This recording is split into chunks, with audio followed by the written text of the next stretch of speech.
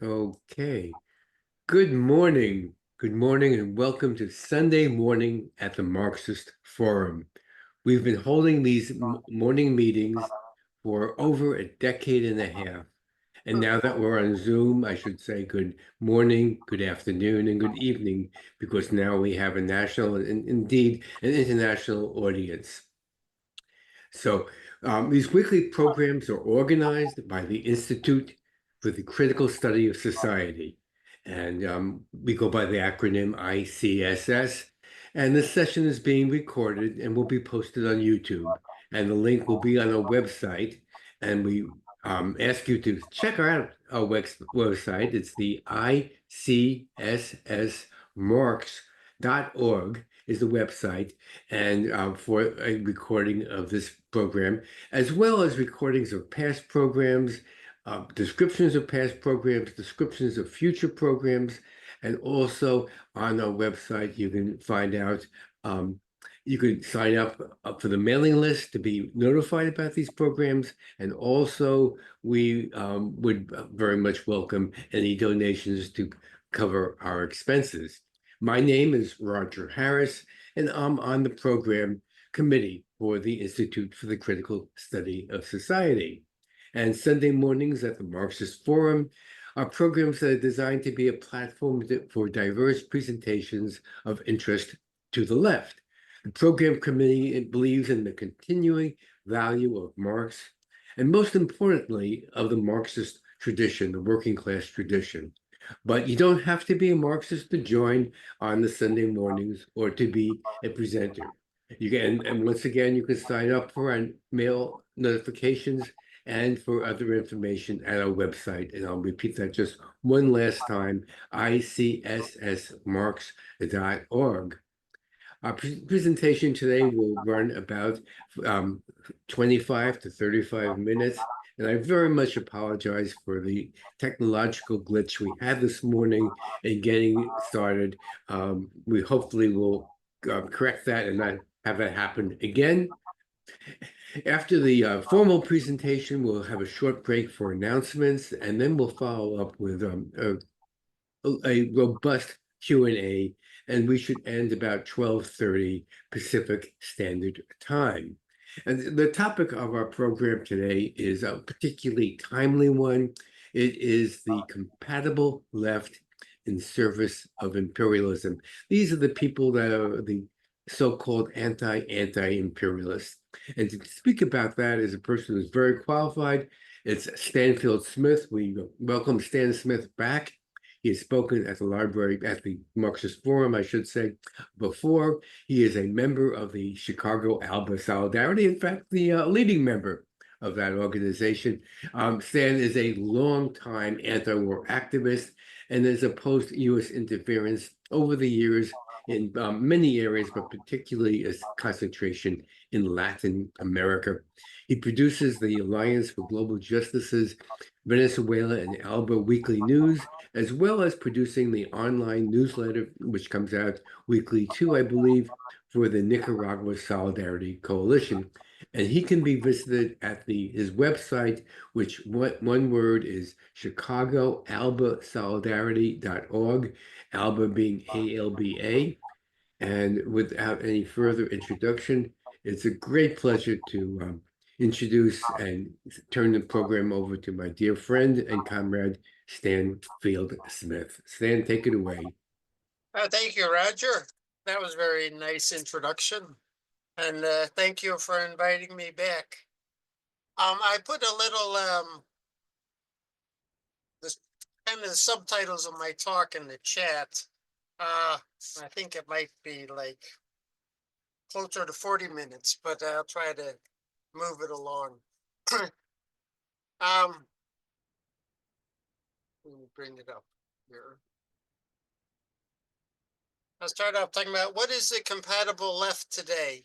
Now, several books have been written about how the CIA helped to build and subsidize the compatible left back in the 1940s, 50s, and 60s. The CIA did this to help counter the communist bloc and organizations that were friendly to it. Gabriel Rockhill, who we've had on your programs, is one who writes about it and presents about it now. Am I loud enough for you to hear? No? You're Uh, doing perfectly well. Oh, okay. Um, in the Cold War, the CIA used the term non-communist left, the left that it could support and manipulate in opposition to the world communist movement. Back then, we had a bloc of communist states as well as mass communist parties in Europe and to some extent in the US. The CIA used the non-communist left, this third camp left, to neutralize communist support here in the US and to orient people on the left into mild left organizations less threatening to the US empire. We must remember that the national security state destroyed the working class left wing when it purged it from the trade union movement in the late 1940s and early 1950s. People's History of the United States notes that from 1947 to 1952, the FBI investigated 6.6 million people. That's 1 out of every 23 people in the United States at the time. Now, that's far beyond membership in the Communist Party back then, which was maybe 100,000 members, which mounted to 1 in every 1,500 people, not 1 in 23. Labor's untold story goes into like who they were really after back in those days.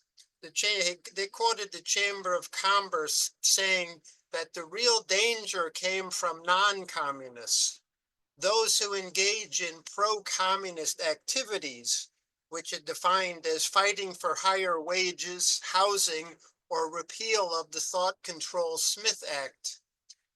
That is, this McCarthyite witch hunt went after all those who struggled for social and economic justice and for civil liberties. Today, the non-communist left is called a compatible left, the left deemed compatible with maintaining imperialist world rule. This left dominated the U.S. since the McCarthy era, given the purge and collapse of the communist left. The compatible left provides a respectable alternative to, quote, respectable, to anti-imperialists and uses its progressive work to attract left-leaning youth and activists and workers and intellectuals. Today, the U.S. national security state continues this work to undermine both the anti-imperialist left and build up a left that subscribes to the less so-called lesser evil of the Democratic Party. Corporate foundations such as Rockefeller, Ford, Open Society, Carnegie, Tides, and Gates Foundations, and the Proteus Fund all work with the CIA to fund the compatible left. Now, a little short history of the compatible left. This liberal left has been taken many different forms going back to the time of Karl Marx. Back in the 1880s, Engels wrote about the compatible left in his day. He referred to the British labor aristocracy, a privileged layer of the working class. Lenin, as we know, often exposed the reformist and compatible Mensheviks. Later, he went after Karl Kautsky of the German Social Democratic Party, who continually attacked the Bolshevik Revolution. He wrote, for instance, A Proletarian Revolution in the Renegade Kautsky. He also wrote a very good article, Imperialism and the Split in Socialism, where Lenin characterized the compatible left as opportunists and social chauvinists, meaning socialist in words, but national chauvinist in practice. These were the same sort of compatible left as today, that exists today, but in a different world, long before universities and NGOs were widespread, which is a common venue for the compatible left today. In the time of Lenin and Engels, the left was an integral part of the working class movement, something that has not existed here for over 70 years. In the US in the 50s, the compatible left were sometimes called State Department socialists, those who fight for social reforms at home but whose international politics harmonize with government foreign policy, particularly under the Democratic administrations. But by the 1950s, the working class left wing had been driven from the trade union movement, and around 1990s, the U.S. rulers had helped to destroy the Soviet bloc, and the major communist parties fell apart. International communism was no longer proposed as a threat to the U.S. rulers. But we know the national security state has launched other McCarthyite campaigns. COINTELPRO is one, which showed that the CIA and FBI ran similar police state operations during the years of protests against the U.S. war in Vietnam, against the anti-war movement, the women's movement, the gay movement, and it decimated the Black liberation movement. 10 years ago, compatible leftists sometimes described themselves as anti-imperialist and launched virulent attacks on those speaking out against U.S. intervention in Qaddafi's Libya or Assad's Syria. These anti-imperialists dropped that foolish self-designation as it too obviously revealed where they stood politically. Now, who or what are the communist compatible left today? It's most easily identified as being in the democratic socialist milieu, the DSA milieu. Bernie Sanders, In These Times, The Nation, Counterpunch, Trotskyists in general, many groups that call themselves Marxist-Leninist, Democracy Now!, Portside, NACLA, Committees of Correspondence, Institute for Policy Studies, anti-Putin and anti-China people, people who highlight identity politics, those seeking to scare us with Trump fascism, quote fascism, Common Dreams, FAIR, the British Guardian, Pacifica, the Jacobin, Haymarket Books, Mother Jones, and a vast array of environmental groups which are silent on the pollution coming from U.S. wars. The U.S. rulers fostered the so-called left gatekeepers as boundary markers for, quote, respectable left views. This left is used to undermine and marginalize the anti-war and anti-imperialist movement or push people towards the Democratic Party against Trump. The compatible left calls out real or concocted human rights abuses in countries the U.S. seeks to targets for overthrow, supposedly, quote, from the left. And so it helps legitimize the U.S. empire's propaganda campaigns. This earns the compatible left much greater access to both foundation money and to progressive media than anti-imperialists can ever hope for. Compatibles are much more likely to be employed by universities, by NGOs, by progressive think tanks, and to appear on mainstream and liberal news and in the alternative media. Thus, the public has much more exposure to their views than they do to the views of anti-imperialists. In the era of endless wars that characterizes U.S. empire this century, which is now a quarter over already, the empire needs a compatible left to help neutralize opposition to these endless wars. And here the compatibles have been quite effective. The compatible type functions as a conveyor belt for U.S. regime change propaganda into the progressive and anti-war movement. They have campaigned against the leaderships of countries that the U.S. targets for overthrow. Venezuela, Libya, Syria, Iran, Zimbabwe, China, Bolivia, Brazil, Nicaragua, Russia, North Korea. They cover up imperialist aggression. They often do not build but attack movements against U.S. intervention.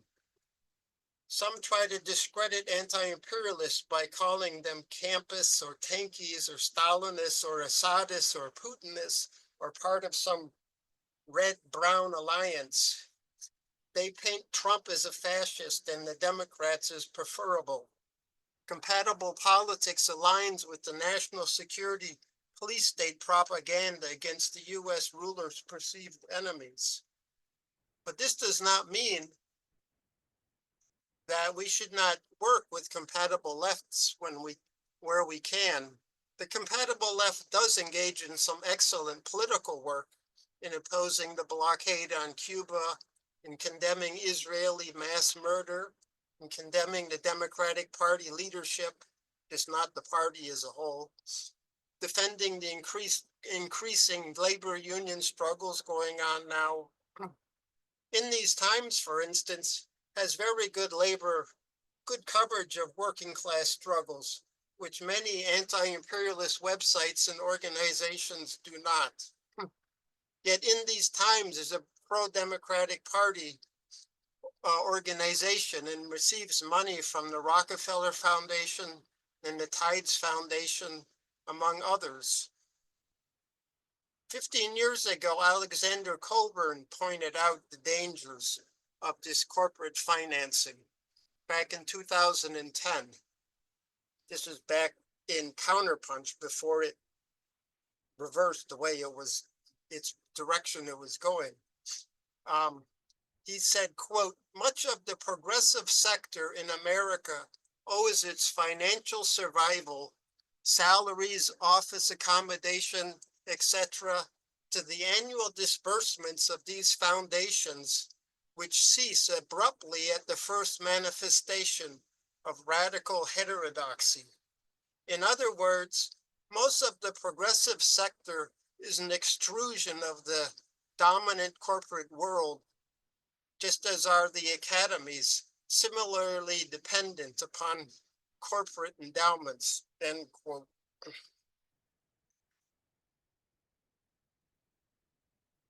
We must also remember that the class struggle consciousness that characterized much of the left a century ago has been largely lost as a continuing tradition. Today, most people identifying on the left have a hodgepodge of class struggle, reformist, anti-imperialist, and pro-imperialist views, all depending on the issue.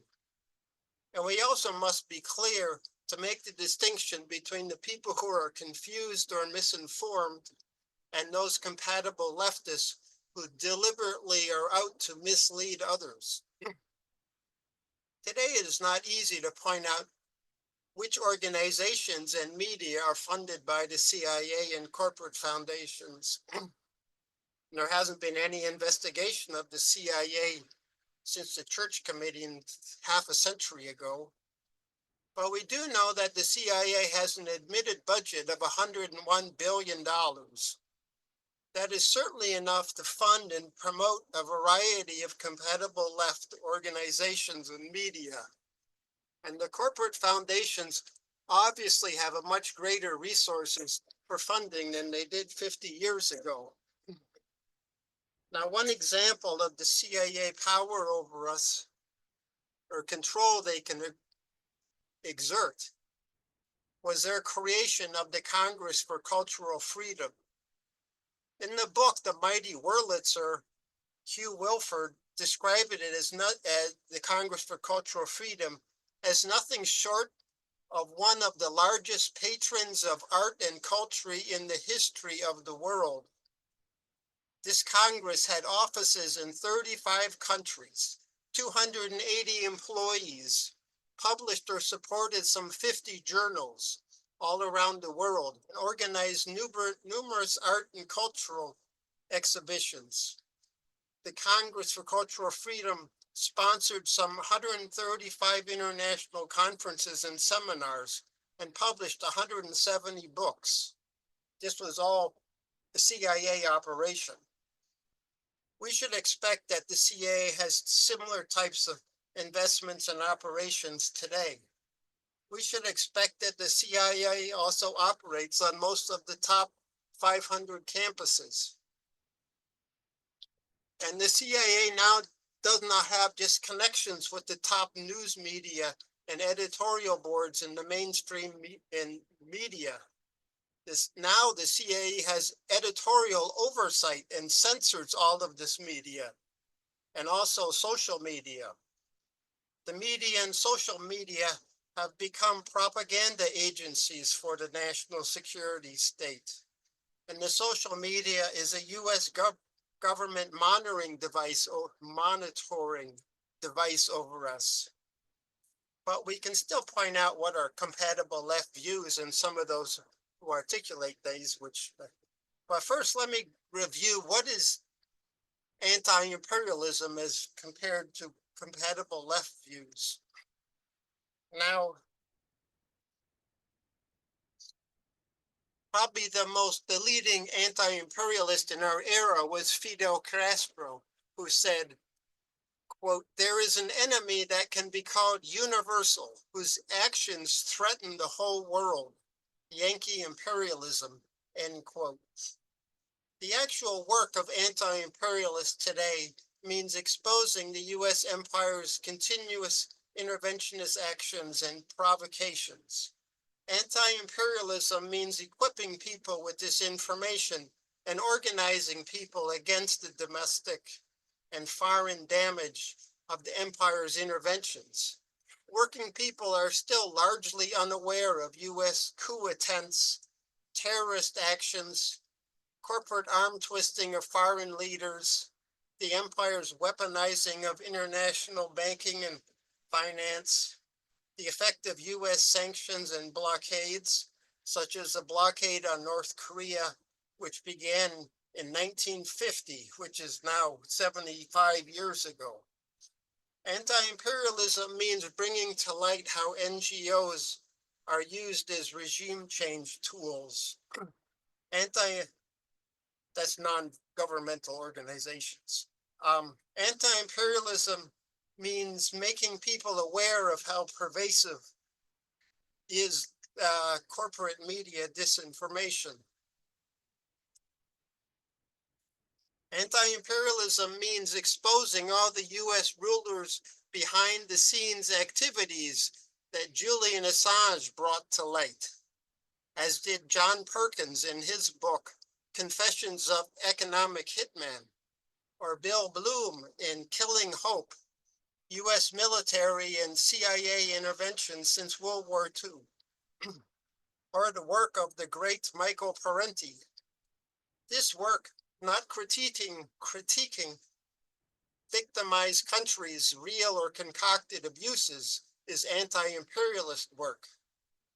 Of course, we can criticize abuses of governments that the US targets for regime change. We should remember that even Lenin and the Bolsheviks made big mistakes, often overwhelmed by the challenges they faced under continuous threats, harassments, and war, 24/7 by the imperial powers. The way to defend human rights of people in targeted countries, as is, say, in North Korea, is not to condemn them or support sanctions, but to demand that the US leave them alone, demand that the US offer them genuine humanitarian aid. Karl Marx himself was a good example we could learn from and how to critique a targeted country or movement from a revolutionary point of view. He did write about the Paris Commune, and he made some valuable criticisms of it. But now the compatible left even disputes that US imperialism in the West are the only imperialisms today. That has always been a central appeal of the compatible left to the national security state. Compatibles present the key targets of US imperialism as being imperialist themselves, and therefore compatibles basically join US imperialism in saying it is right to oppose these enemies. We should remember that US imperialism is hostile to any country that places their own national sovereignty above the interests of US corporations.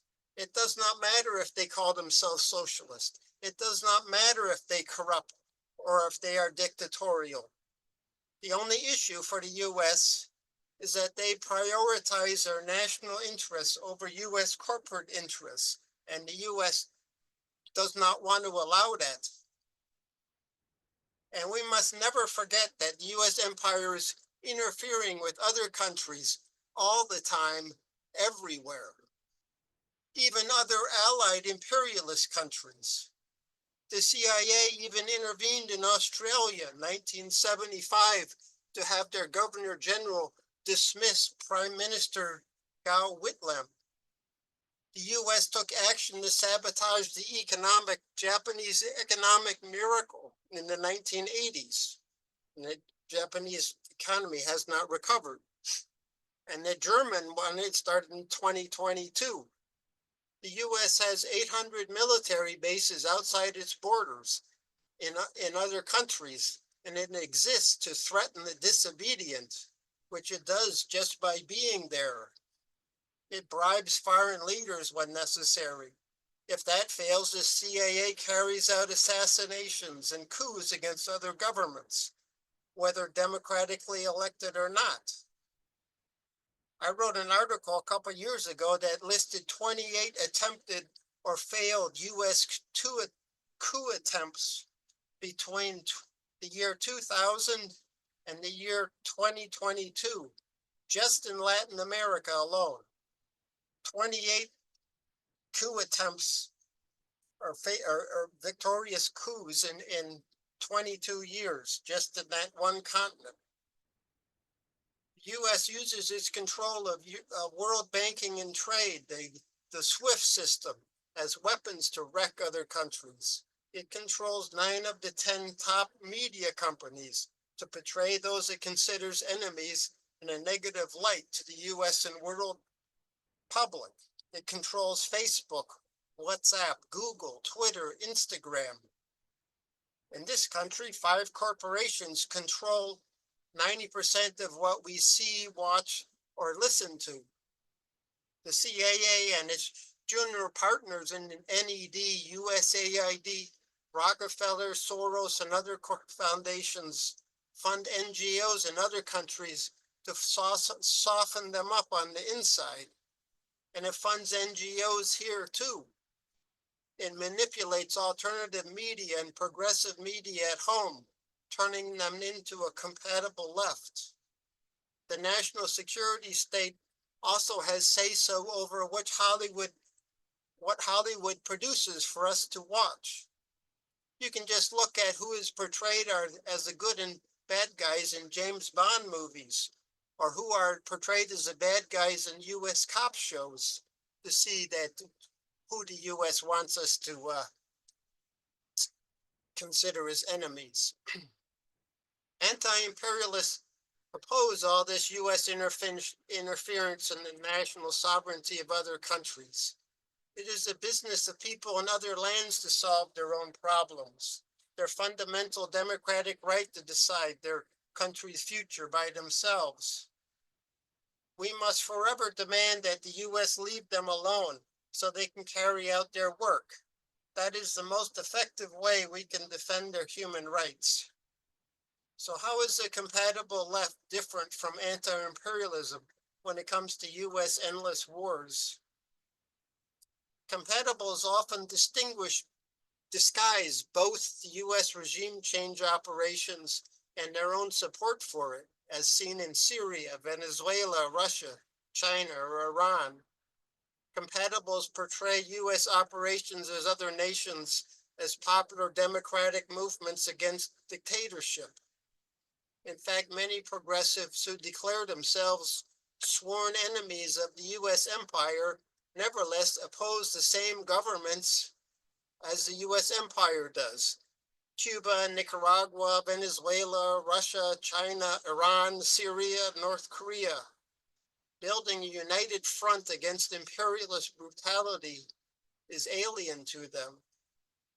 Margaret Randall is one compatible leftist like William Robinson, who specializes in attacking Nicaragua. This is a Margaret Randall who once wrote Cuban Women Now and Sandino's Daughters. In 2021, she said, "I believe we should denounce the United States whenever and wherever it interferes in the affairs of a sovereign nation. At the same time, we must call out the state terrorism orchestrated by the Daniel Ortega regime in Nicaragua. The latter part of this is just repeating U.S. coup propaganda, and her anti-interventionist stance is just a fig leaf to cover up the actual purpose of her talk, which is to attack Nicaragua. Here is an example of how compatible people like Randall use a trick to avoid opposing U.S. interference. They do not mean, quote, whenever and wherever the U.S. interferes in the affairs of a sovereign nation, end quote. They mean overt public U.S. interference, typically military. However, U.S. military intervention is only the last resort that the U.S. uses in its various manners of intervention. Many U.S. interventionist tools I have mentioned. In addition, I could add lawfare, media coups, employer strikes, oil sabotage, assassination attempts, attacks on their currency, paramilitary attacks, or character assassination of their leaders, which they always say this leader is a Hitler, and if you're defending this person or this country, you must be some kind of fanatic. Or they fund opposition media and NGOs. As the book Confessions of an Economic Hitman clearly states, U.S. intervention, military intervention, is only the tool of last resort after all else fails. There is a whole program of interventionist tools that is outlined in Gene Sharp's book, From Dictatorship to Democracy. Now, some recent examples of compatible left support for U.S. imperialist interventions. Many of them supported the Al-Qaeda overthrowing the Assad government in Syria, concealing how the U.S. engineered it. They made up stories of killings of students in Nicaragua and also concealed the U.S. role in it. And they propagated the stories about Qaddafi's plans for mass rape and murder in Libya. A lot of them spread the story of Hamas mass killing and rape of civilians on October 7th, 2023, when a lot of these we know were killed by the Hannibal Directive of Israel. They helped spread the stories of Chinese genocide in Xinjiang. They spread stories of the violent suppression of the Hong Kong so-called democracy movement, and they conceal the U.S. and British role in it. They often refer to the killing of, or the death of Mahsa Amin in Iran in 2022 as being killed by their morality police. And they condemned repression of the democracy movements in Iran while concealing all the U.S. Hundreds of $millions that the U.S. has spent to help build opposition movements in Iran. Many of them supported this story that Evo Morales stole the elections in Bolivia in 2019. Some of them even asserted that Cuba repressed mass protests in 2021. And a favorite story was repeating the nonsense of Russia's unprovoked intervention in the Ukraine. Last year, they have been going on about how President Maduro in Venezuela stole the election. Now, none of these stories are any more true than the stories of Saddam Hussein's weapons of mass destruction, which was widely believed at one time, lest we forget. The compatible left regurgitates these corporate media stories, even while they may say that the mainstream corporate media are propaganda agencies for the ruling elite. In addition, compatibles cover up U.S. manipulations in those countries that led to these stories. But the compatible left extends far beyond their justifications for imperialist wars and coups. But first, the US government and its media do have tremendous power to manipulate our opinions and views. We cannot say that just applies to compatible leftist people. This is most readily seen in a few examples, that of Russiagate and also of COVID. Now, Russiagate was entirely concocted by the National Security Police State, and the CIA's Brennan, the Director of National Intelligence Clapper, and the FBI's Comey all admitted it. I can go into that later if you want. Now, Russiagate infected much of the left movement, and the left also propagated the McCarthyism directed at those who declared Russiagate fake. In large part, they feared being regarded as defending Trump by speaking out against Russiagate. But how much of the left has actually stated that the only proven interference in the 2016 election, the presidential election, was the entire national security police state operation to keep Trump from being elected?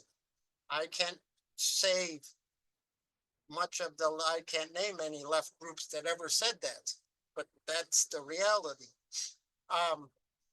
The police state agencies whipped up such a Russiagate hysteria that if you question it in a public forum, you were sure to be shouted down as a Putin stooge or a MAGA bigot. This illustrates the immense power of the national security state has over us right now, which involves cooperation with many on the left. Another example of the national security state power is around COVID, the requirement that people get vaccinated by something that wasn't a vaccine, and that lockdowns were permissible. We can remember we were told the vaccine was safe, but I can remember when I went and got my first shot, they said I had to wait there 15 minutes to make sure I didn't have any heart or any other reactions, but it was supposed to be safe. We were told that we were told the vaccine was safe, but the government made Pfizer and Moderna immune from a liability prosecution. What for if it was safe? We were told it was effective. We were told that the vaccine was effective. But how many of us got COVID after we were vaccinated? Many of us, depending on our job and our state of residence, had to get the shot or lose our job, or were in lockdowns. The left was sold on this national security police state operation, just as Russiagate, or much of the left was. Those who protested against it were called Trumpers and anti-science. The left even smeared the protests in Ottawa as MAGA fascist types when Canadians protested the COVID restrictions. Now, some other compatible left themes today. Well, I guess next one is eternal. Is there a compatible left role in U.S. elections?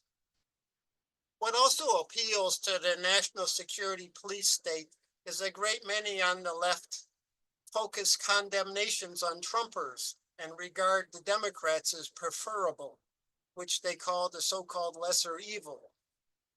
For instance, the anti-Trump demonstrations tomorrow, which diverts people's attention away from protesting the whole national security police state and endless war state onto only the Trump part of it. The compatibles who tell you to vote Democratic start off the same way Margaret Randall does in her initial opposition to intervention in Nicaragua, only to spend the rest of the time repeating U.S. interventionist talking points. Compatibles typically say we need to build our own third party. that the two corporate parties that run the US don't represent us. And then they say, but don't do it now, not this election. It is the most significant of our lifetimes, which I guess they all are, it seems, given the looming fascist danger. Defeat fascism first, and then we build a new party. Now they take that line every election. So what does that mean? They are in reality saying no time is a good time to build an independent party. Every election is the wrong time. Every election, vote Democratic. Never try to build a third party. Their function is to sabotage the building of an independent working class movement, just as they sabotage the anti-war solidarity movement. Some of these examples of this are the LA Progressive or Naomi Klein, Norman Solomon, Jim Lafferty, Angela Davis. Even Noam Chomsky has degenerated into this type of compatible leftist. This is a vital service that the compatible left conducts for the corporate ruling class, not just in foreign interference, but against our own liberation in our own country. Now, another issue where compatible left uses that the ruling elite appreciate is that they adhere to identity politics. Now, thinking about our identity, what is our primary identifying characteristic in capitalism? It is that we must sell our labor power, whether it's physical or mental, to the owners of the means of production in order to survive. Among the working class, there are sectors that are subject to particular oppression, such as non-whites or women, or those who have been denied a decent education, or immigrants, or the LGBT community, but our identifying character is working people. That's what Fred Hampton said too. He said, quote, "No matter what color you are, there are only two classes," end quote. Identity politics divides working people and oppressed people by encouraging them to identify first and foremost not as a part of the great working class, but as members of specific genders, sexualities, races, nations, ethnicities, religious groups, and so on. A third issue I could mention was COVID. Now, I'm not going to go into that COVID was real or not, because it was, in my opinion, but the issues around COVID, as they were presented and argued in the US population, effectively divided the working class, and all the leftists got caught up in it. The left could have used the pandemic as a rallying call for the need for free national health care. Probably nothing would shake the US society, class society, to its foundations. Nothing would unite and inspire working people more than winning a fight for free national health care. I don't think nothing could, I don't think. If we won that, I think that would turn the system upside down, and people would start thinking, well, what else can we do after this? We can start changing the whole way this society is run. But what Marxist groups, what left groups have been involved in that struggle? Now, to end, just to say a few things, and then I'll stop. In building the anti-imperialist working class movement, a key problem we face is this liberal left fifth column. Though this is not so apparent in these times of relative social peace, the compatible left layer belt, the conveyor belt of imperialist propaganda into the working class movement, does possess considerable credibility in the left milieu, and so earns a wide hearing, as Democracy Now! Does. Traditional bourgeois analysts and talking heads no longer possess this kind of credibility.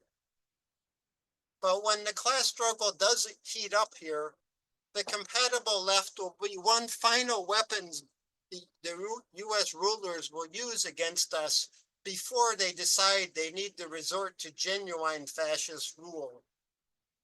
And regardless of the bluster of today's compatible leftists make about fighting fascism, the compatible left was essential for the rise of fascism in Germany. We must distinguish between those who are have compatible leftist views who are misinformed, which is most people, and the compatible left who know they're lying to us, who know they are concealing information. And we make a fatal mistake if we do not work with compatible leftists cooperatively in joint struggles whenever possible. Now, since self-defined Marxist and Marxist groups are often of the compatible variety or else not really very politically active, a large segment of the discontented and anti-war people have focused elsewhere for information about U.S. empires actually doing around the world at home. This shows that the organized left that exists has been making itself irrelevant. Overall, I can't really say that is such a bad thing. Many of us turn to writers and websites that are anti-war, but do not identify as leftist, Marxist, anti-imperialist. We have the Gray Zone, antiwar.com, Caitlin Johnstone, Consortium News, Larry Wilkerson, Covert Action, Scott Ritter, Glenn Greenwald, and we have anti-interventionists who would be called right-wing 20 years ago. Tucker Carlson, Ron Paul, Tulsi Gabbard, Judge Napolitano, Colonel McGregor, and the LaRouche Schiller Institute. So where could we turn for information about what U.S. empire is really doing? One good place to start would be looking at what the government doesn't want us to read is always a good place. We could look at, what websites they want to ban or censor on that came out 2018, I think, called Prop or Not, propaganda or not, where the pro-government agency listed websites that they think should be censored or banned. Some of them are extreme Trumper fanatic sites, but others are good anti-war sites. But only by reading information from different sources and discussing them with a variety of others can we ever reach a better understanding of what is happening in the United States. So I can stop at that point and open up for discussion. Okay, thanks a lot, Stan. And I'll tell you one thing, it was a very good presentation, but I don't think anybody would ever accuse you of being compatible. But you did cover the field very, very well, and we'll have a robust question and answer period just after a few announcements, and I'll make them really short. Mainly, I want to invite you to come back to the Marxist Forum and next Sunday, the 26th of January, and we'll have a program on the establishing a successful anti-imperialist political party in the United States. And our two presenters for that are uniquely qualified to talk about what it might take to establish a successful anti-imperialist political party in this country. One is Butch Ware. He just recently ran as the Green Party vice presidential ticket alongside Joe Stein. And Ware earned his BA at the University of Minnesota, has a PhD in the University of Pennsylvania. Has been a political activist all his life, speaking out on anti-imperialist resistance movements, the African diaspora, the Islamic world, and many other topics. And he plans to run for governor on perhaps the Green ticket in 2026. The other speaker is a person who already ran for the California governor as on the Green ticket, and that is our dear friend Laura Wells, a regular participant at these Sunday morning presentations. She is one of the heads of the Green Party in the state of California, and she will be the other speaker talking on that very important topic. Again, please visit our website, icsmarks.org. And now to open up the question and answer period, our usual procedure is that everybody gets a chance to speak for 2 minutes or less, and we ask you to keep those questions to 2 minutes or less, and in that they could be questions and comments.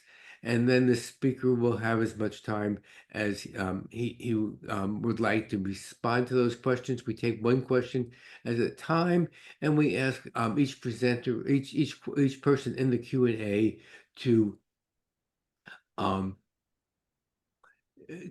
try to limit their first round of questions just to a single question, and then if we have a second round or third round, then make it a second or third question.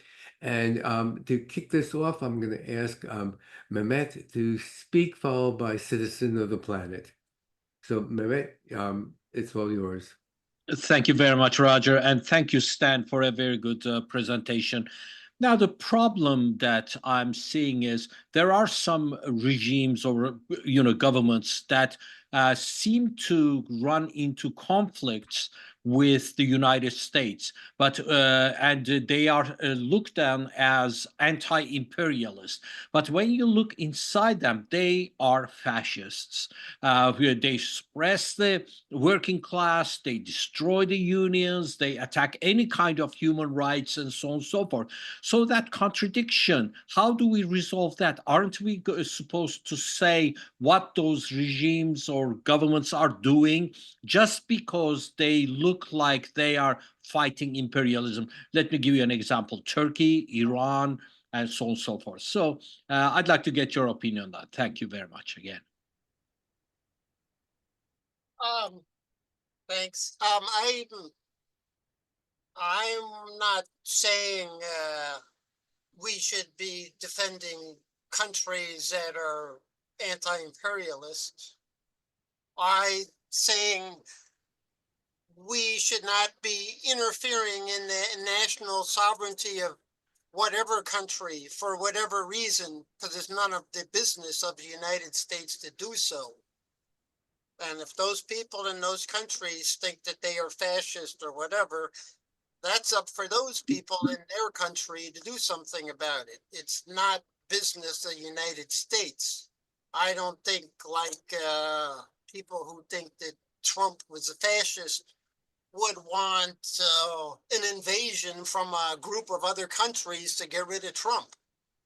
They would be opposed to it. And it's not the business of the United States to be doing that kind of stuff. Now, we also have to look at like what we are told about these countries and how much of it is U.S. is funding billions of dollars to spread anti-propaganda against its enemies all over. So we have to see what is propaganda and what is not. But again, it's up to these people in these countries to determine their own futures. It's not our business. And it muddies the waters when the U.S. does interfere and it does support so-called democracy groups, because it makes all democracy groups in any kind of country look like they are agents of the U.S. and so just discredits the whole any kind of democracy struggle in those countries. It's just being agents of the U.S. That's the problem with that. Okay, well, thank you. And next up is Citizen of the Planet, followed by Richard Wright. Okay, thank you very much. I very much appreciate your talk this morning, Stan. You did throw in a couple of things that I wouldn't necessarily relate to imperialism, and that is identity politics and the issue of the vaccine. Before my question, and please give me a 30-second warning, Roger or Alan, whoever's during the time. Please give me a 30-second warning. What I find interesting is that the grassroots Trumpsters oppose this U.S. proxy war in major part for reasons that I would think the left would, based on the huge military spending on it, and say that that money could be spent at home. But many leftists somehow don't take that view. I've mentioned before that this is a war for the U.S. military-industrial complex, the U.S. fossil fuel industry, and a major part of the 1%. Yet, as you pointed out in your own way, so much of the West doesn't see it that way. I find it very interesting that people like Amy Goodman or the YouTube podcast, The Majority Report, which I've mentioned before, hosted by Sam Seder and Emma Vigeland. When it comes to this war in Ukraine, much of the left, who doesn't say that the situation in Palestine, they don't say that so-called war started on October 7th, 2023, and that Hamas is to be condemned for invading Israel. But somehow they come to the conclusion that this U.S. provoked proxy war with Russia started on February 24th, 2022, and say that it started with the Russian invasion or special military operation. 30 seconds. Thank 30 you. seconds. Thank you. If you want to use that term, they say that started on that day. One thing, since you brought in the issue of identity politics, I brought this up before, and I say that identity politics has no particular definition. And it's mostly older white males who rail against identity politics. So I would like to ask you your definition of identity politics, because I have a completely different position on this from a lot of older white males who rail against it. And I say that we all don't have the same definition, but we all think we do. So I would like to hear your definition, if I may. Thank you. Well, I don't know if I can give a definition of identity politics. I never thought about it. And by the way, Bobby Seale completely supported identity politics. He had a different definition from that of older white males who who rail against it. So I would contrast that from what you claim. I don't mean that in a pejorative way, but what you claim about what Fred Hampton said. I don't think that's consistent. Thank you. My issue with it is that it takes the primary characteristic of our identity as being members of a working class against the capitalist class, and it turns into secondary issues. And then it's used to divide people. Okay, well, I disagree with that, but we can talk about that later, maybe. Okay. Okay, so anything else on citizens' comments that you wanted to comment on, San? Otherwise, we'll go on. I'm not sure that she was asking me the particular question. Well, about identity politics, but I just also pointed out how much of the left's brain seems to have fallen off of a cliff when it comes to the proxy war in Ukraine. And suddenly that part of the left believes that the U.S. that's arming, supporting, and financing genocide is suddenly a force for good in the world when it comes to Ukraine. Well, okay, I used to work on the railroad, and my wife works at UPS, which has blacks, whites, Latinos, gay, straight, women, men, and I asked her, like, people use pronouns or something, or do they make issues of any of these things? And she said, no, that's not. It's like the issue is us and mostly, us and the company and what they're doing and what we can do. And if the union is doing enough.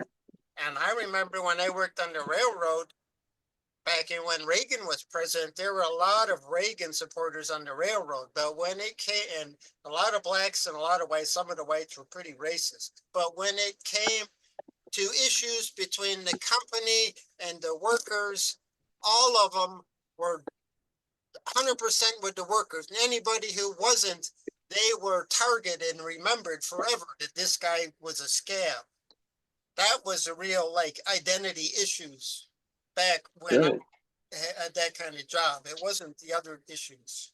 Okay, let's move on because this is kind of a side topic and one that deserves a lot of attention. And I think this just right now is not going to be the place to do it, but to do it in a more appropriate time. So I'm going to go on to Richard Wright and followed by Francis. Thank you. Stan, thank you for your presentation. Although I have to say, I've been hearing this now for, well, I'm 70-something years old, and I've been active since since I was 20. So that's like 50 years, and I've been hearing the same thing for 50 years and not much of what is to be done. However, my question is this. I wanted to follow up on something that Mehmet suggested. And that is, I think you suggested that it was not the place of people in this country to maybe suggest how foreign nations address their struggles. And I may be loosely interpreting what you said, but I think hopefully you get the gist of what I'm saying. My question is this. And I'm going to be on. I'll be stepping on some fingers here. Doesn't this render the issue of this peace and solidarity campaigns very questionable? After all, I mean, you know, they do they go out to, for example, Cuba. Or I went to Nicaragua, and you know, learned what I learned there and came back. But in large measure, it seems like all they want to do is provide support and what have you to these foreign countries without without addressing the real cause, which is us, the beast, you know. And maybe you can address that. Thank you very much. And peace and solidarity groups don't address, I mean, what U.S. interference in their country is? Well, in large measure, it seems to me that basically all the, you know, I'm wondering if the peace and solidarity groups have maybe come to an end of maybe are they relevant anymore? I'm not sure. I mean, a large measure of them, I think, sprang out of the church movements, and the churches are largely disappearing. Large measures seem to be all they want to, you know, they just want to, for example, Cuba solidarity or Nicaragua solidarity or Venezuela solidarity. And I'm not saying that's bad. I'm just wondering, but they never seem to bring that back home and address what's really driving those issues to begin with, which is U.S. imperialism. Maybe apparently I'm not making myself clear, but Well,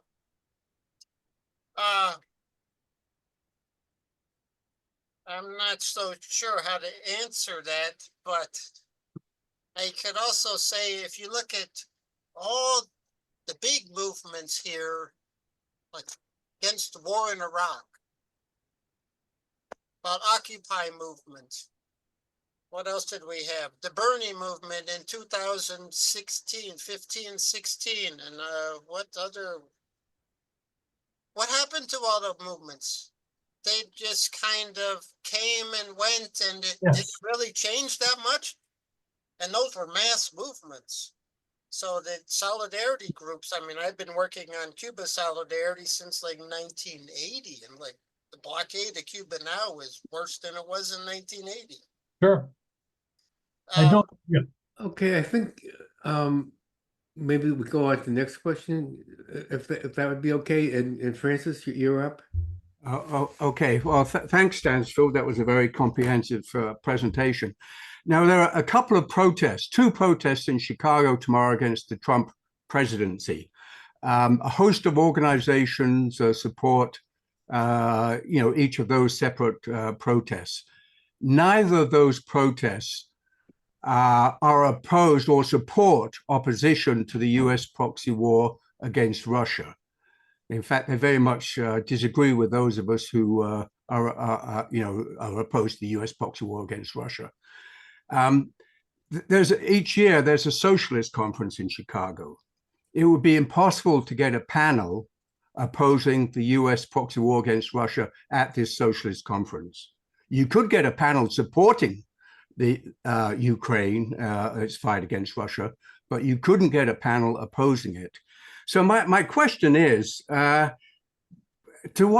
know you say we have to work with these compatible leftists and so on and so forth, but to what extent are we actually really supporting them by working closely with them, as opposed to really coming out and demonstrating our anti-compatibilism? So that's really my question. To what extent do we cooperate with these groups versus have an independence and separate position from them? Well, I was thinking of publicizing the events tomorrow and bringing out my own leaflets about what I think some of the real issues are that they're not addressing. But it's going to be the coldest day of the year in Chicago. It's going to be less than 10 degrees, and it's not exactly good weather for leafleting, and I don't know how many people are going to be there.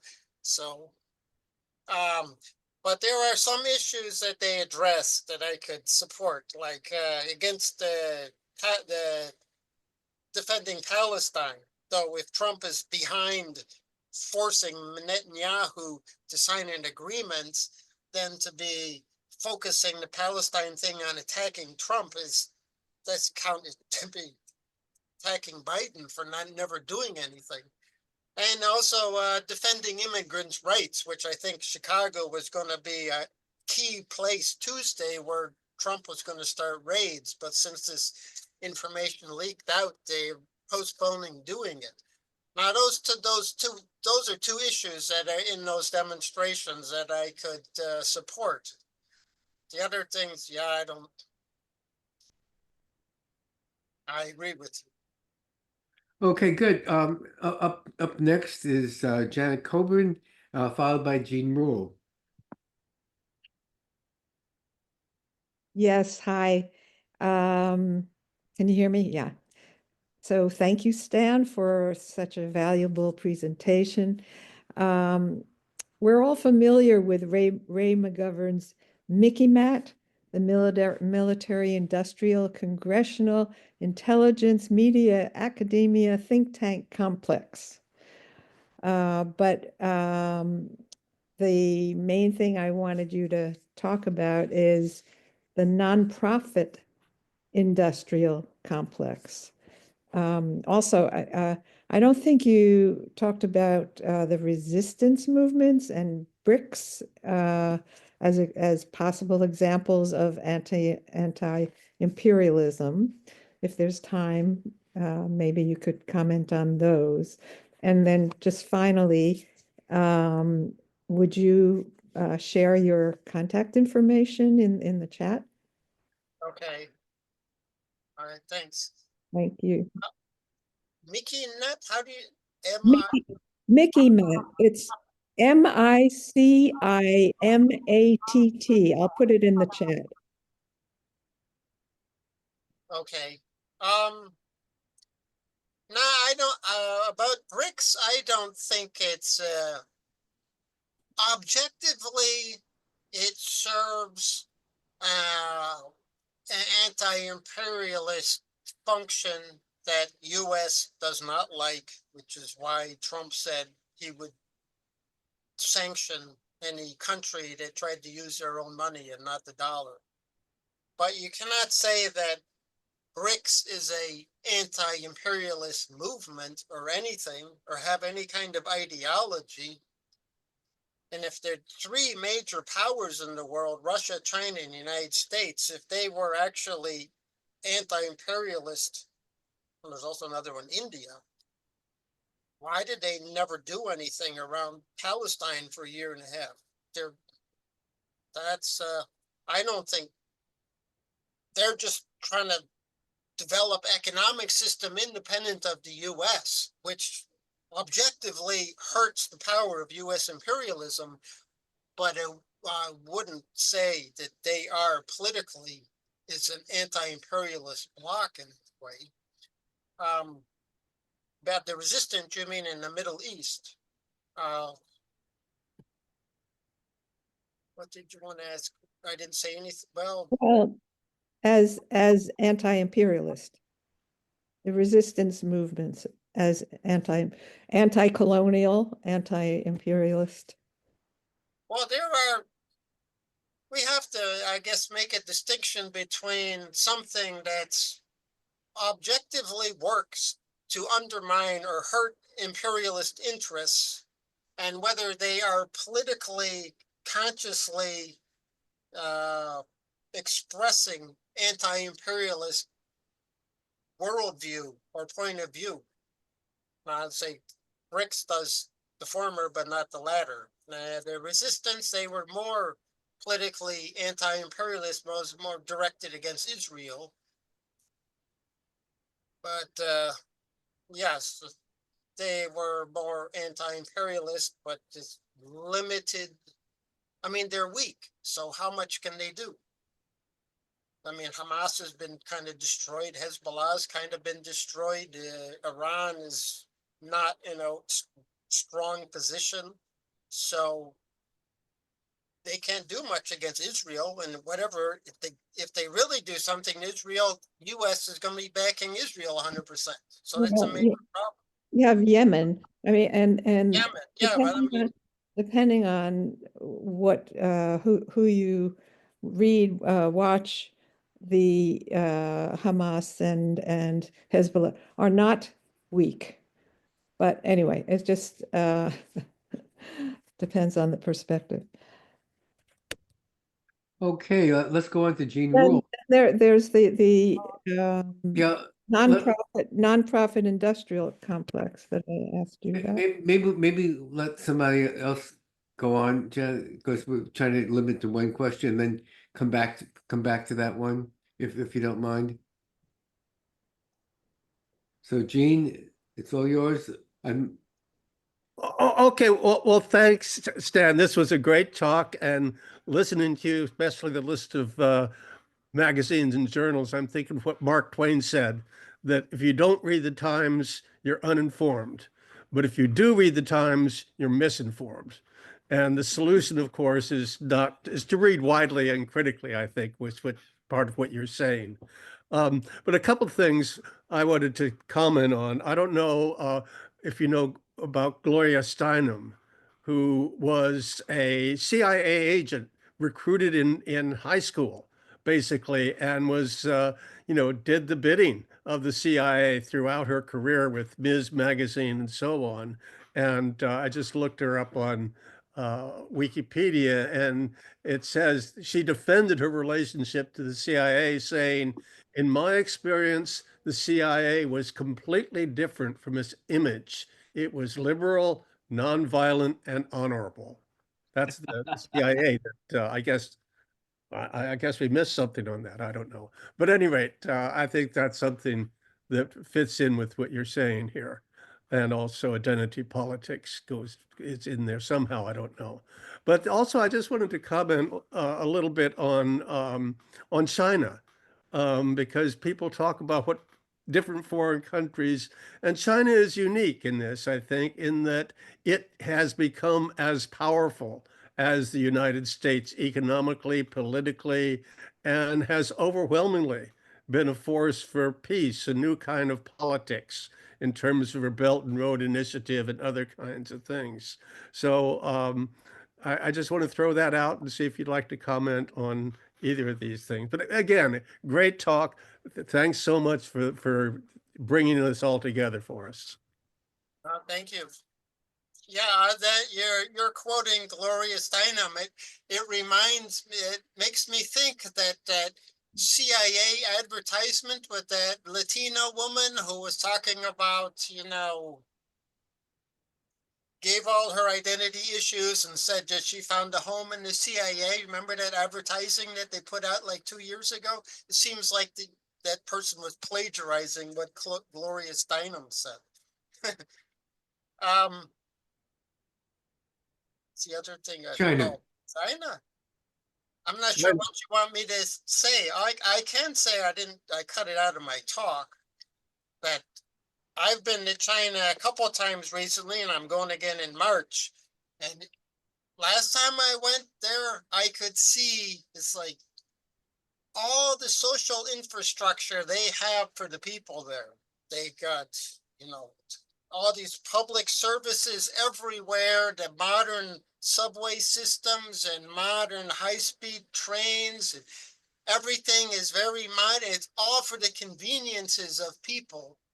And US could easily do the same thing here, but we don't, because we take all this huge amount of money that maybe China invests in their people, and we take this huge amount of money and we invest it in blowing up other countries. It's like, man, last time I went to China, it really struck me. It's like, wow, how much money the US wastes on wars, and how much we pay for it at home that people just don't recognize. It's really, US is becoming like a third world country compared to China now, if you go there and travel around. But what you want to ask, like, is the Belt and Road, is that some kind of anti-imperialist? Well, It's a yes. massive infrastructural project that they have Yeah. going through East, Central Asia and so forth, but spreading out as far as I think 20 countries in Latin America have signed on to it. So it's a real big one. Yeah. But I hope you put this information back into your talk, because I really appreciate that. But again, thank you. I think BRICS is, the Belt and Road the US considers that a major threat, and it doesn't know how to counter that threat. But China does it in such a way that it doesn't present it as in conflict or in opposition to US imperialism. It's just kind of, we're helping you and you're helping us. And we're all work together. That's Okay. Thank you. Thank you. Next up is Judith Osterman, followed by Lucy Rios, please. So, Hi, thank can you hear me? yes. Perfectly, Judy. Okay, great.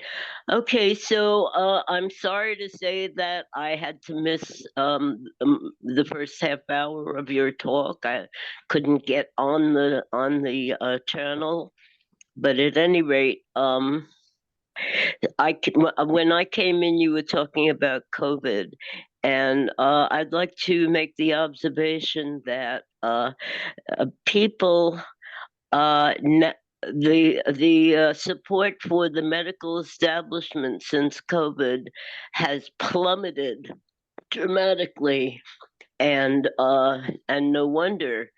And I actually am very surprised that you would have taken a shot, knowing the things that you must know.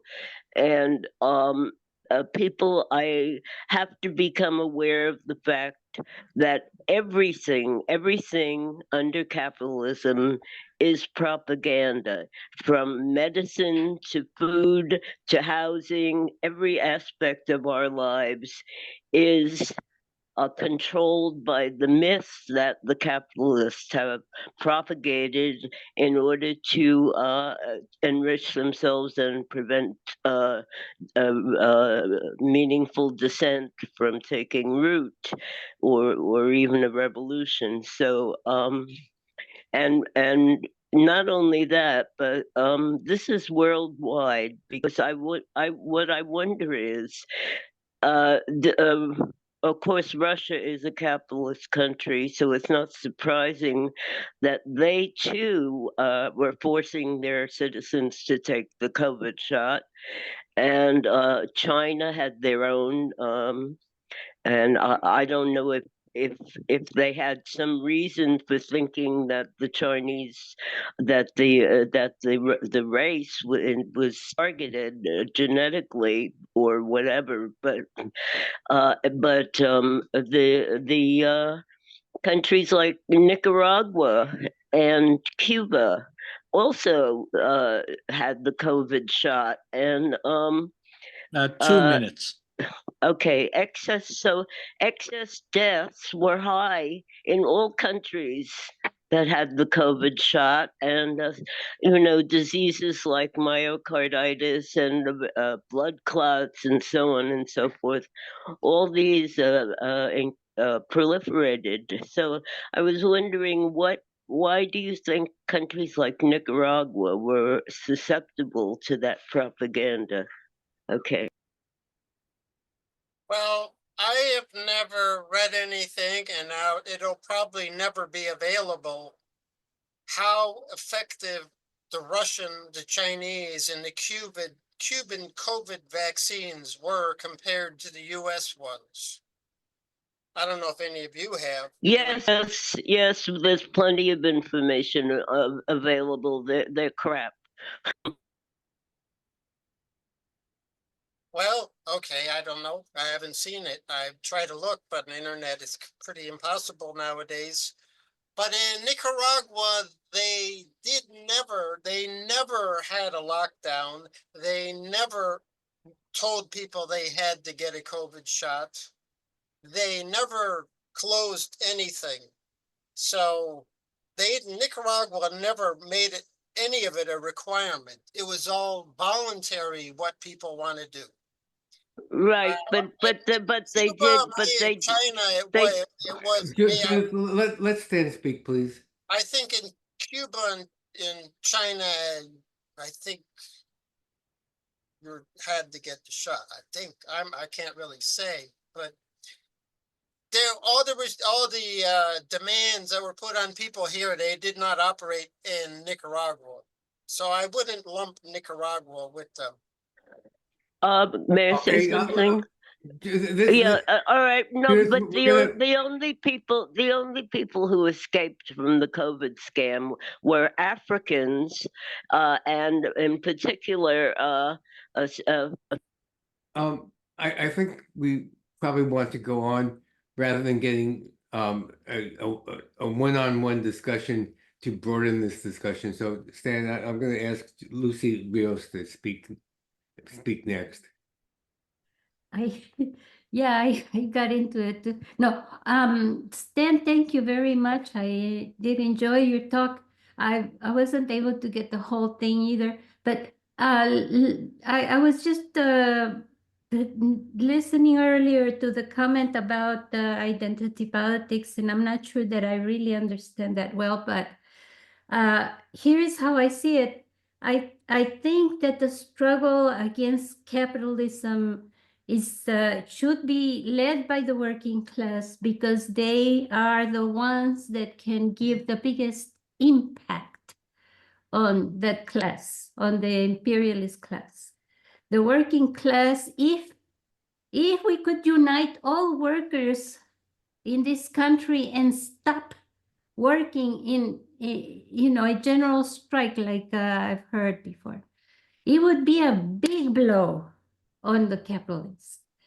But identity politics doesn't threaten them in any way. In fact, they want you to concentrate your attention on it, because it's beneficial to them, since they can hide behind it. So in my opinion, identity politics, although there are some issues in it that are very important to settle, but it would have to wait until we are able to bring socialism to the people, And at that point, I think we can focus attention on those issues like gay rights and other rights of other minorities and many other things that like that. That's my opinion. So I just wanted to make that comment and was wondering if that's how you see it. Well, I live in Chicago, and I never experienced any identity politics stuff in Chicago till like a few years ago. But if I went to California or New York, it was in the air everywhere. You know, the first times I ran into it is like, this is very like, how come we're not talking about what we have in common and who our common enemy is? Why are we talking like, well, you're white or you're a guy or you're straight, so I don't want to listen to you. It's like, what? Whose interest does that really serve to say that? It's the rulers. I mean, it divides people. I mean, it doesn't really matter like what my politics were. I mean, I went to demonstrations back in when was it? Anita, who was the orange juice lady? Anita Bryant, right? In the late 70s, the anti-gay stuff. I've been going those since the late 70s, but people would start calling me like, I'm anti-trans, anti-gay. It's like, it's very weird. Yeah, I think we need, I mean, that's what Fidel Castro always said too.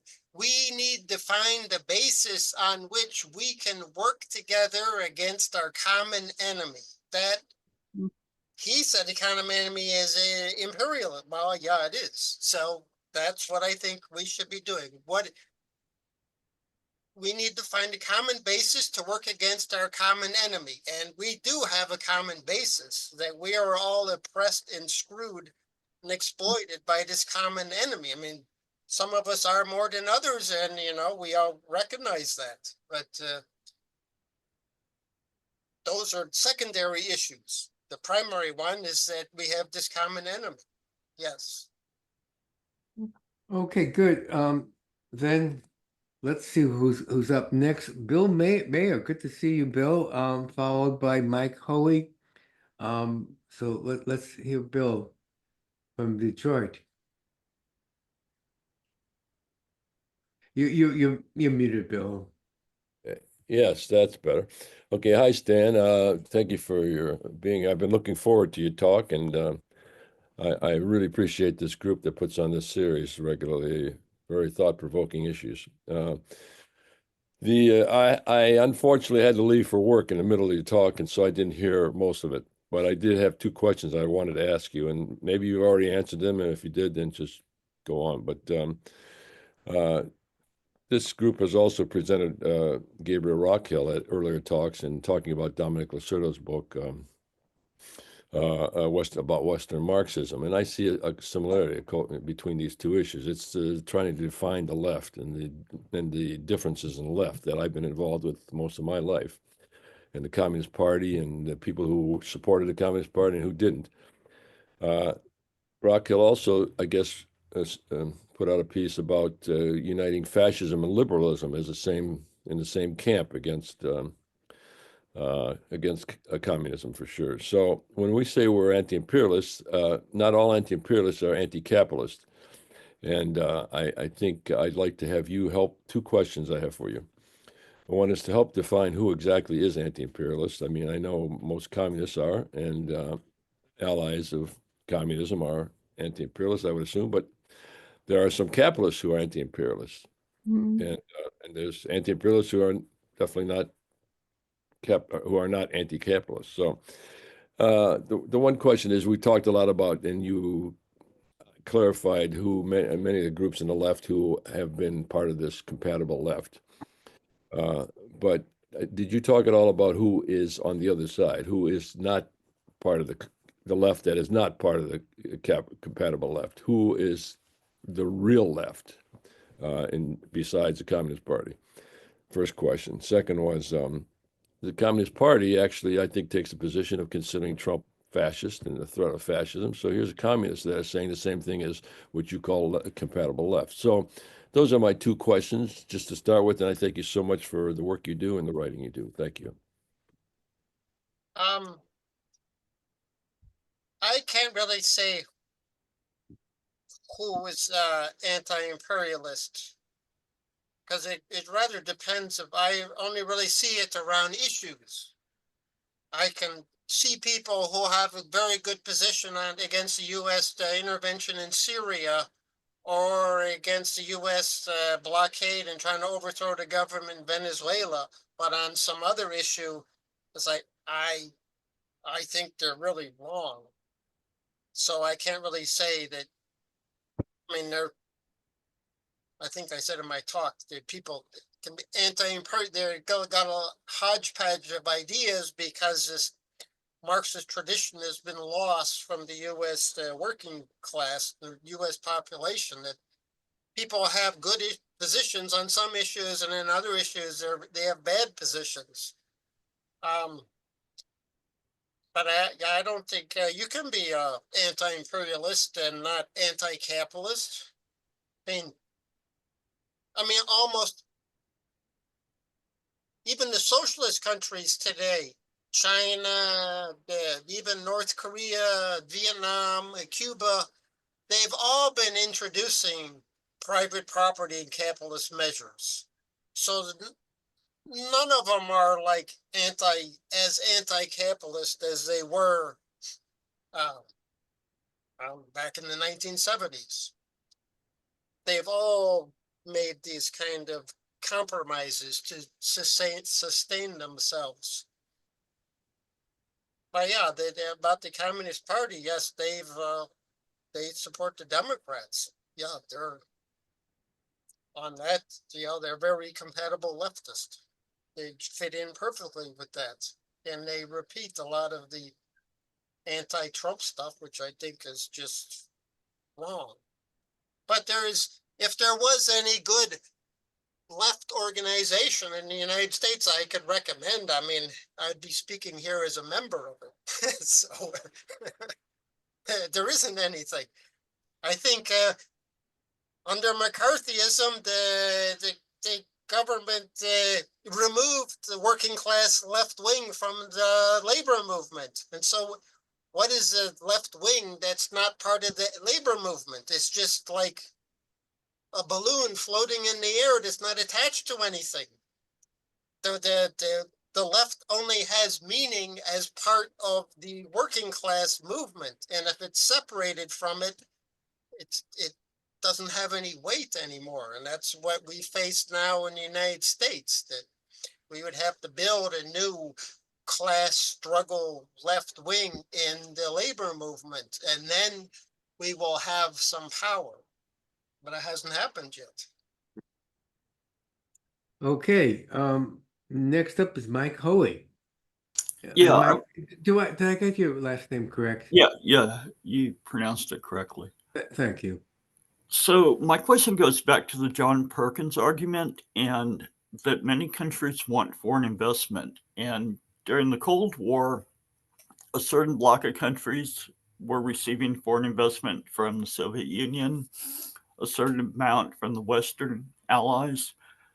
I guess some Chinese foreign investment, I'm not sure. I don't think they had a lot back then, but the Belt and Road seems to be their major vehicle for getting that, what do you call it, their currency into the world, and people needing to pay them back. So my big concern here is that there's this competition between these people that want to invest in these different countries. And if the countries can't pay back the debt, then they have to tell the bankers to go screw themselves. And at that point, the people send armies in, right? Or at least traditionally, when the people took on too much debt, this is an argument that Smedley Butler made in War's a Racket is that when countries take on too much debt, we send in the troops, right? And so that's my question is, can countries, it doesn't seem like they do very well if they don't get foreign investment. And if they do get foreign investment, then they have to do the bidding of whoever's lending them money. So can you talk about more the argument that the Confessions of an Economic Hitman was making concerning this? You mean in relation to the US or to China? Well, in any country, just generally speaking, if a lesser power or smaller country takes on debt, they are expected to pay it back, right? I mean, China's not giving grants, they're giving loans. And so is every other country that's lending money, to the best of my knowledge. Occasionally it's forgiven, but generally speaking, they want it paid back. Yeah, I think that's true. Russia sometimes forgives debts. They forgave a lot of debts to Cuba, for example. A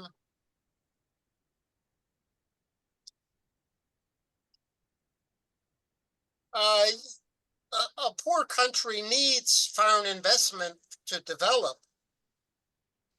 Depends if the foreign investment is used to help the country or to just keep them underdeveloped.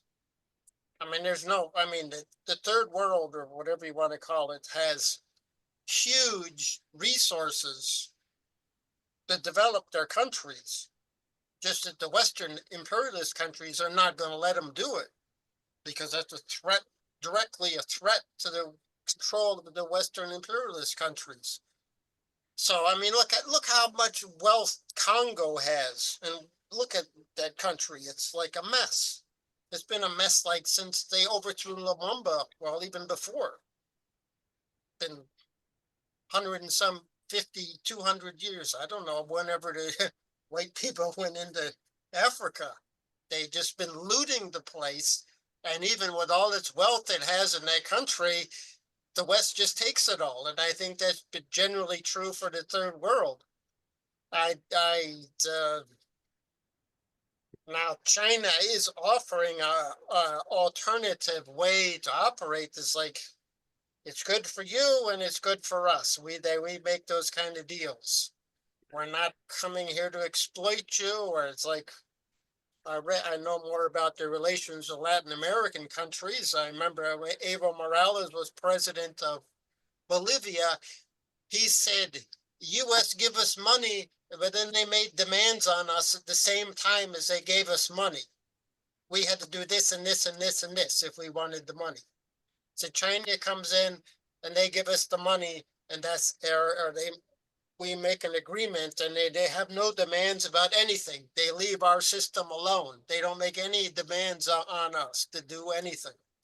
And he said when they built some new factories, unlike the US, they turned over all the technological information on how to run the factory to the Bolivians and trained the Bolivians how to do it themselves. And then they left. He said the United States, he said, comes in and it builds a factory and it maintains control of all the technological know-how how to run it, and it keeps it that way. So it always keeps those factories as belonging to them. Now that's the difference between these two countries. But how the U.S. operates, which is also Germany and Japan and France and Britain, and how China operates. Now some countries have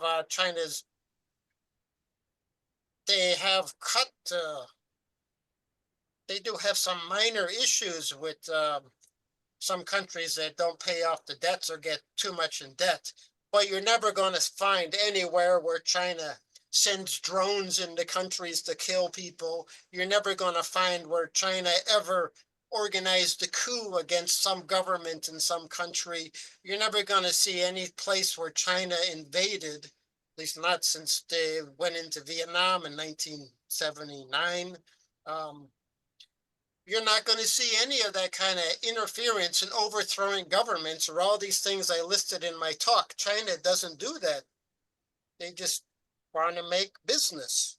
And And if you look at how they're doing compared to like 15 years ago, they're doing very well at what they're doing now. So I don't see why they would need to ever use these kind of brutal methods that the U.S. does to maintain its control over countries.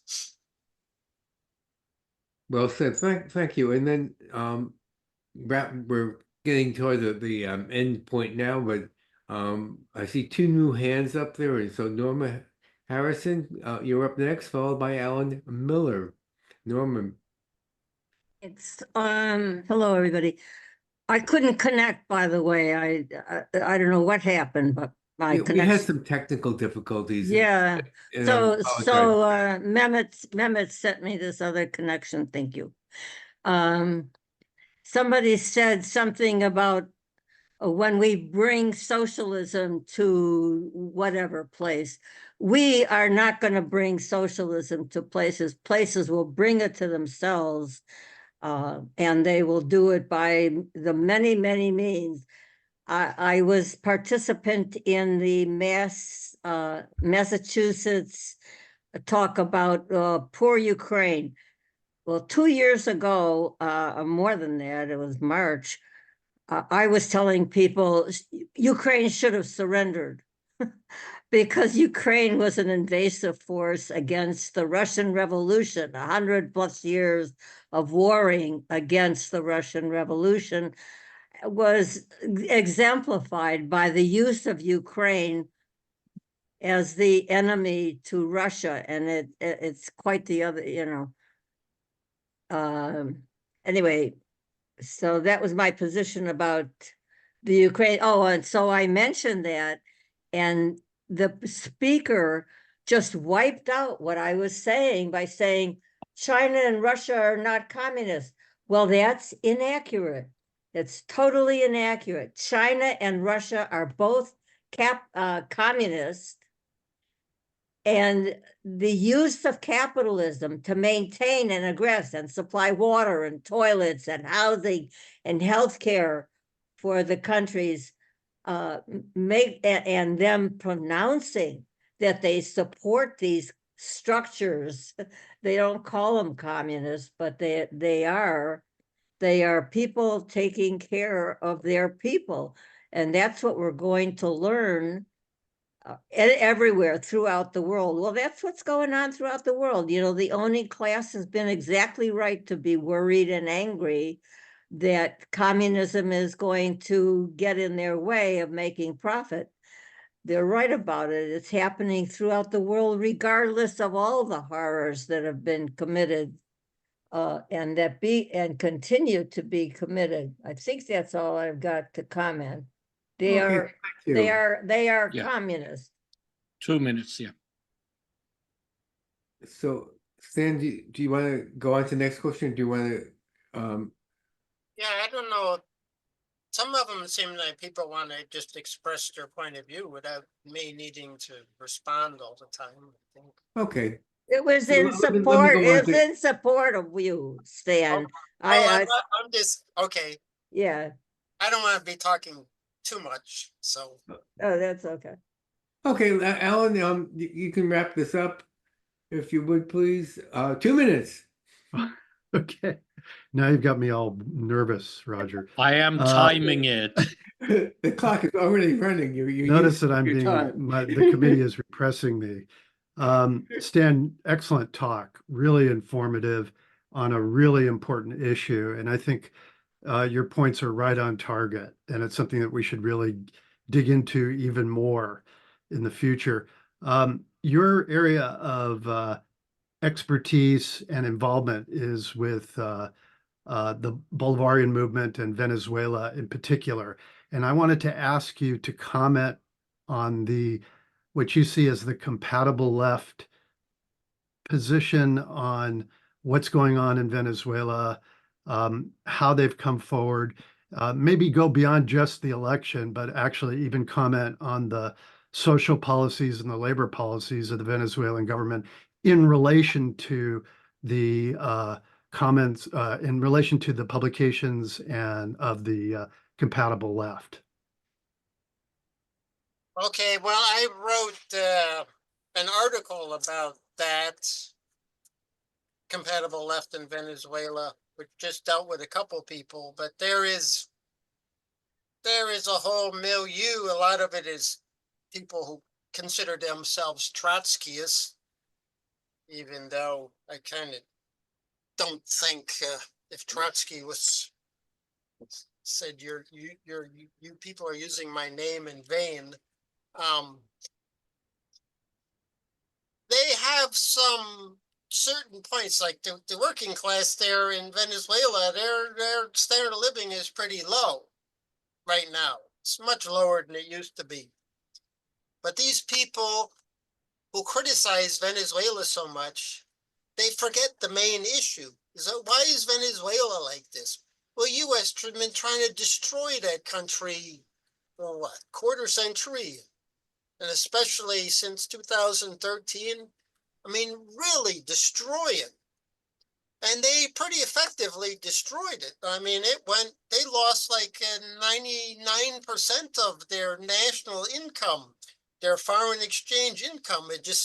U.S. just ended it. It stopped it. And it took all their resources that were overseas. It just kind of totally looted the place. And so, of course, people's standard of living are going to drop dramatically because this is what the U.S. did, and this was the U.S. goal. These people who criticize the government now, they kind of like, well, that's not really the issue. The issue is the government's not I don't know, whatever they want to make the issue is. That's the central issue. The U.S. is trying to overthrow the government and take their oil. And then certainly, if they do overthrow the government, the conditions of life of the average Venezuelan are going to go back to they were in the 1990s and 1980s. It's going to be worse than they are now.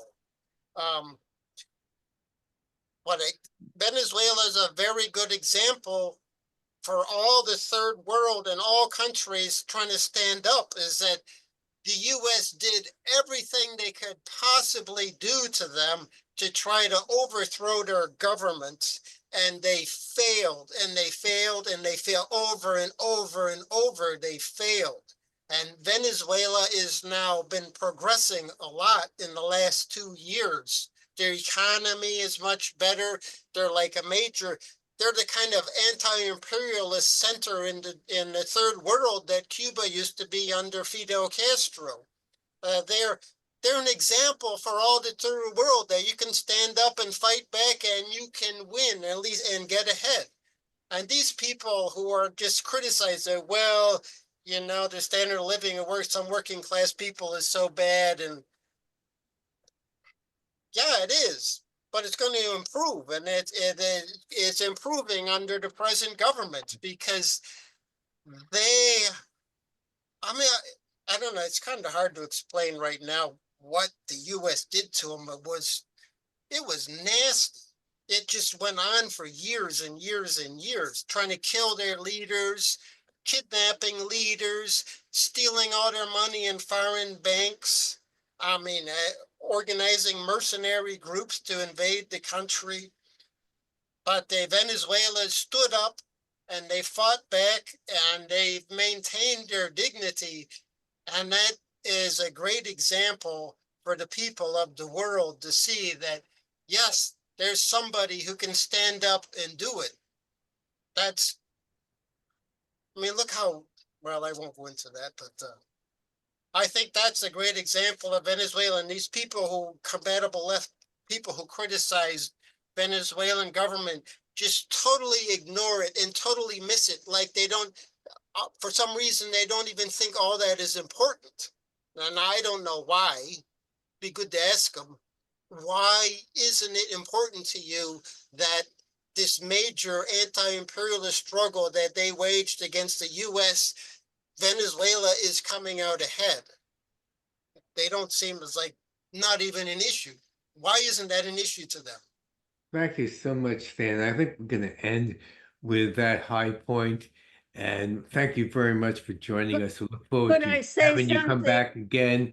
And we're going to end the recording now, as we usually do it at 12:30. It's a little bit past Could I say 12:30 now. something behind? And then behind- we will have an open mic after that. I'm going to leave because I have to take a break. And Stan, you're certainly welcome to stay, or you could take leave as well. I know you have family issues, not family issues, but family to enjoy. Stan is Sunday is his family day. So I want to thank everybody for coming. Thank our speaker and thank our technical people who at the last minute found a glitch, but solved it. And I'm sorry that we had a little bit of trouble getting started. So thank you, everybody. Thank you, And Roger. look forward to seeing you at the next Marxist Forum next week. And you can end the recording, Mehmet.